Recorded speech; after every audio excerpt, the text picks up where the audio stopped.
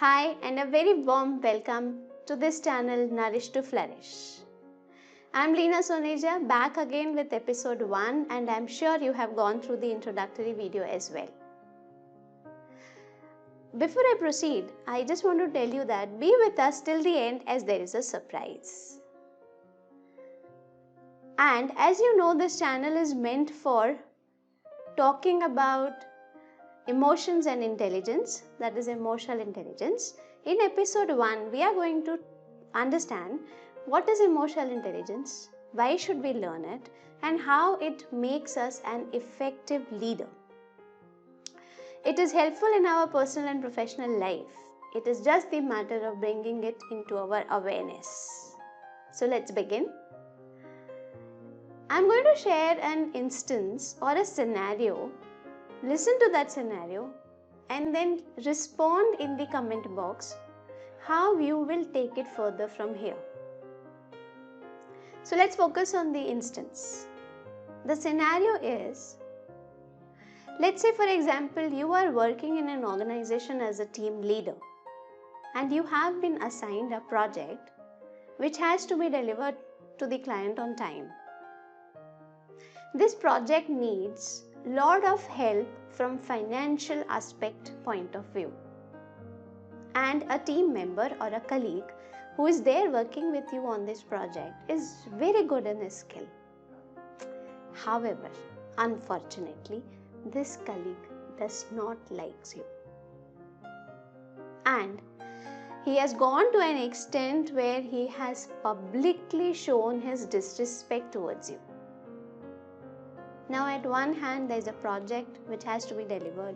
On one hand there is a colleague who doesn't gel with you. How are you going to work? What will you do in this situation? Being a team leader. Do comment in the comment box. I will share my knowledge. However, I would prefer if you can also share your viewpoints. The person or the leader who is low on emotional intelligence may get tempted to get into the power struggle with the colleague. And all the colleagues have to listen to the team leader, isn't it? However, the leader who is high on emotional intelligence will devise a way to handle the colleague, to understand him and get the project done. And how is he going to do that? How will he be able to devise a way? The leader who is self-aware about his emotions, knows how to self-regulate his emotions, is motivated from inside, understands the colleague very well, though they have differences, and is well equipped with the social skills to handle colleague who is behaving like a small child. Isn't it amazing? The 5 domains that I showed now: self-awareness, self-regulation, motivation, understanding others, that is empathy, social skills. These are 5 domains of emotional intelligence. Now I guess you must have clearly understood how important it is to be an emotionally intelligent person and a leader. When you become emotionally intelligent leader, you learn these 5 skills, which really helps you in your personal and professional life.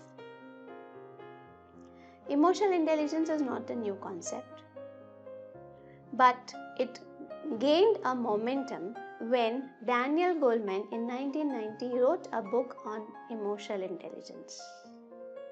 Until date, in organizations, people are referring to this book. I'm sure you have understood the importance of emotional intelligence from this scenario. So in simple manners, if we define emotional intelligence, the meaning is very simple. It means the capacity to identify your own emotions, self-regulate your own emotions, understand others, and strengthen your relationship with others. And now it's time for the surprise, as I had told you. The surprise is every week we are going to introduce guest of the week. And guest of the week will share with us their own experiences from emotional intelligence point of view. This week, I am inviting Dr. Shamsha Emmanuel to share her experiences and her understanding of emotional intelligence.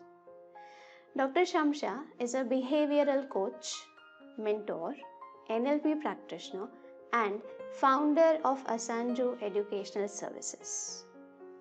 She has been in teaching industry for more than a decade and has handled various institutions right from the inception. So let's listen from Shamsha about her experiences.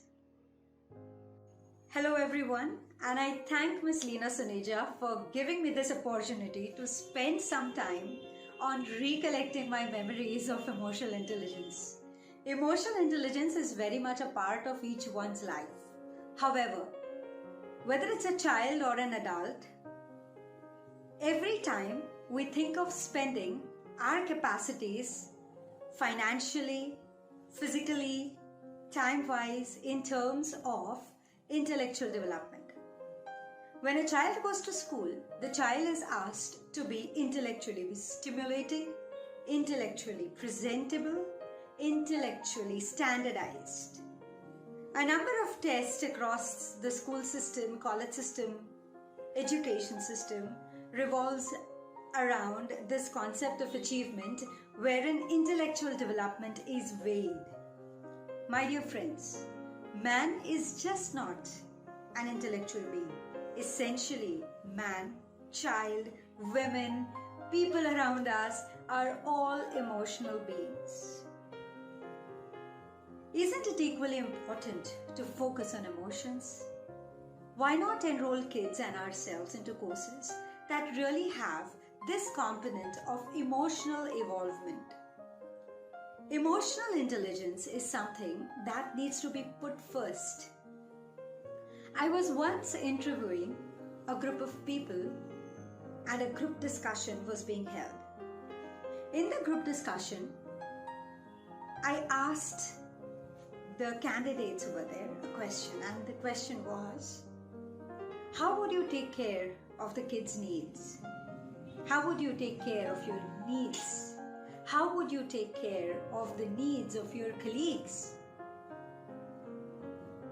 And there was a simple answer to this particular question. 2 responses were sought from that group. 1, we will share our ideas, and 2nd, we will help each other in being stable. If you closely look at these 2 responses, the responses essentially tells us that we have the abilities to help people at 2 domains mainly. One is at our emotional domain and the second one is at the intellectual domain.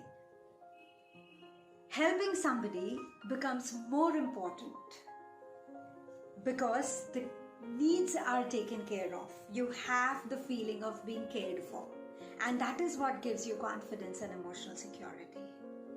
Then comes sharing ideas, wherein you stimulate somebody or yourself intellectually. Very simply said, every person should not only have the right mindset, but should also have an apt body set and a heart set. Throughout my professional experience and counseling experiences with students and people across the globe in different professions, it's a privilege to share that emotional stability is the base of any kind of achievement. People who are extremely successful are not able to handle their success. People who are not successful are not able to handle their success. People who are struggling in the process of becoming successful are not able to handle those emotions too. Now, my dear friends, isn't this sentence just enough to tell you that emotional stability, emotional development, emotional awareness, emotional concerns are the key of the entire revolution that we're trying to bring about. So, coming to the point, emotions and needs as well as our physiological aspects are all closely connected with each other. A story of Mullah Nasruddin reminds me of the wit that this man has. A question was asked to Mullah Nasruddin, "Where is the center of the earth?" And Mullah said, "It's exactly where I stand." My dear friends, a same story has been illustrated in the Akbar Birbal series. What do you think these stories really try to tell us? The stories try to tell us that if we are emotionally controlled, we will be able to be intellectually controlled. Had Birbal or had Mullah Nasruddin panicked when such a question was asked, do you think such an answer would evolve?